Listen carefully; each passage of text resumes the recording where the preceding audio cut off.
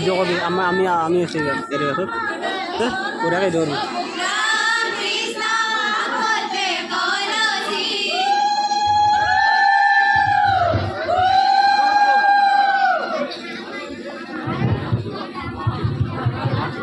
আমি পানী তুলিবলৈ অহা আটাইকেইগৰাকী প্ৰতিযোগীকে মঞ্চত আদৰি লৈছোঁ। অসমীয়া সংস্কৃতিৰ এটা পৰ্ব পানী তোলা। এই পানী তোলা সংস্কৃতিটো অকল বিয়াতে সীমাবদ্ধ নাথাকে, বিভিন্ন ধৰণৰ পূজা পাৰ্বণ, দেৱ দেৱীৰ পূজা পাৰ্বণতো পানী তোলা হয়। এতিয়া আমি দৰাৰ মাক নে কইনাৰ মাক? কইনাৰ মাক। আজি তাৰমানে জীয়াৰীৰ বিয়া, পানী তুলিবলৈ যাব। ক'ত পানী তুলিব? হয় নেকি? আচ্ছা, কি কৈছে তাই? আৰু নাম কৈছে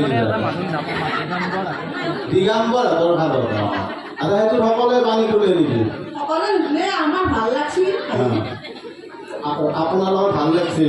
আচ্ছা, এই পানী যি তুলিব, পানী তোলাৰ নিয়মটো কি? পানী তাৰমানে কেনেকৈ তুলিব ঘাটত, এইটো অলপ কৈ দিয়কচোন।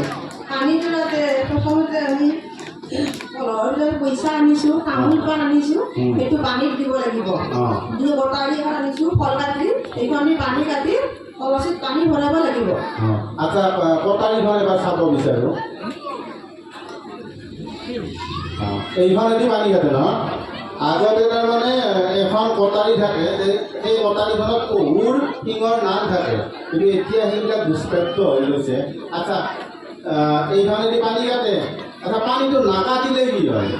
পানীটো কাটিব লাগে, এইটো আগৰ পৰম্পৰা নিয়ম আছে। কিন্তু আমিতো এটা প্ৰশ্ন জানো, কাটিলেও কাটা নাযায়, বটিলেও বটা নাযায়, সেইটোৱে হ'ল পানী। তেনেহ'লে আমি পানী কিয় কাটো? কাটা নাযায়, যিটো নিয়ম কাটিব লাগিব।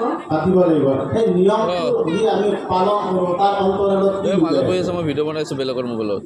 নমস্কাৰ, আমি পানী কাটাৰ কথা দিছোঁ ন আপুনি? মই তাৰ উত্তৰটো দিব খুজিছোঁ। ঘৰৰ যদি আছে ধৰতি আমাৰ পৰম্পৰা আছে, পানীত যিহেতু আমাৰ বহুত বেয়া বস্তু থাকে, আমি সেইখিনি এনেই নৰ্মেল পানী ভৰালে হাতেৰে গুচাই দিব লাগে। আৰু আমি পানী তুলিব গ'লে এটা নিয়ম আছে, আমি কটাৰীৰে পানী কাটিম। অৰ্থাৎ আমি ধাতুৰ বস্তু ব্যৱহাৰ কৰিব লাগে পানী তোলাৰ আগতে। পানীখিনি আমি তেতিয়া শুদ্ধ হোৱা বুলি ভাবি লওঁ। আচ্ছা, ঠিকে আছে। পানী কেইটা কলহত ল'ব লাগে? কিমানটা কলহ? পানী আমাৰ নিয়ম আছে, 7টা কলহত ল'ব পাৰি, 9টা কলহত ল'ব পাৰি, জুৰীয়া কৰি নহয়। জুৰীয়া কৰি নহয়, তাৰমানে বেজৰকে। ঠিকে আছে। আচ্ছা, আমাৰ আৰু আছে পানী তোলাৰ বিশেষজ্ঞ, আপোনালোকক প্ৰশ্ন সুধিব।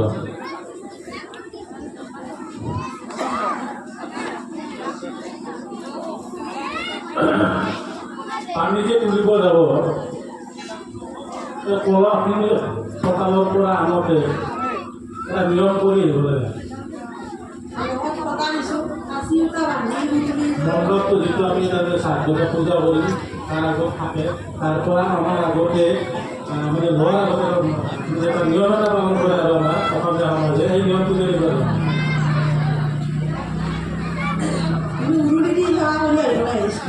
ঠিক আছে, ঘৰতে উৰুলি দি গোটেইকে মংগল ঘূৰিয়ে পাৰে, যাতে গোটেই দিনটো ঘূৰে জীৱন তাৰ কামনা কৰি ধৰাই থৈ গুচি গ'ল মোক। অসমীয়া সমাজৰ আছে উৰুলি দিলে ভগৱানৰ প্ৰতি শ্ৰদ্ধা জনাই আমি যাতে সেই সংসাৰ সকলো সুচাৰুৰূপে চলাই দিয়ে তেনেকুৱা ঠাইৰ কাৰণে আমি ভগৱানৰ ওচৰত প্ৰাৰ্থনা উঠাই পানী তুলিবৰ কাৰণে। ঠিক আছে, আমাৰ আৰু এজনে উঠিব। আমাৰ এইবাৰ পানী তোলা প্ৰতিযোগী। আচ্ছা, মই এটা প্ৰশ্ন কৰোঁ পানী তোলা আমাৰ দলটোৰ নামতীসকলক। এই যে আমাৰ বিয়া সভা বা পূজা পাৰ্বণত পানী বিশেষকৈ বিয়াত পানী তুলি আহোঁতে বাটতে এই পানী তুলিব যোৱাৰে কিছুমানে তাৰমানে আগচি ধৰি প্ৰশ্ন সোধে। এই প্ৰশ্ন সোধাটো, আগচি ধৰি প্ৰশ্ন সোধাটো কি বুলি কোৱা হয়? এইটো হেঙাৰ ভঙা বুলি কোৱা হয়। শুদ্ধ উত্তৰ এইটো।